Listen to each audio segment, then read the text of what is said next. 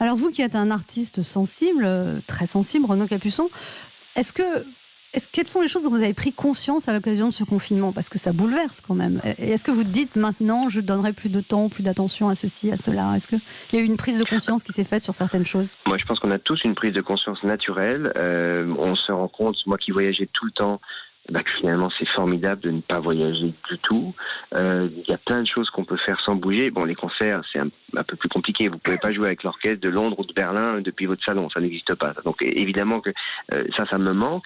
Mais il y a plein de choses, ne serait-ce que passer plus de temps avec mon fils, de m'occuper en profondeur de son travail d'école, d'être là tous les matins, tous les soirs. C'est une chose qui n'était pas arrivée depuis les vacances, les grandes vacances. Donc je pense qu'on redécouvre tous des choses simples.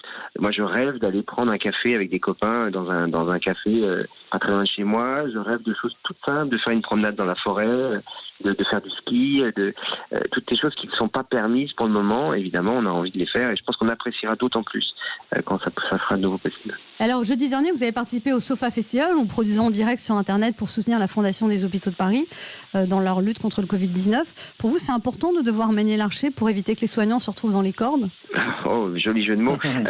C'est essentiel. Je pense que tout ce qu'on peut faire, nous les artistes, de façon bénévole et qui puisse faire du bien à ces personnels soignants. Et en fait, moi j'ai envie d'être utile. Et comme je ne sais pas faire grand-chose à part jouer du violon, c'est pour ça que je mets ces vidéos de façon totalement, bien sûr, gratuite et qu'elles soient consommables et regardables et écoutables par tous.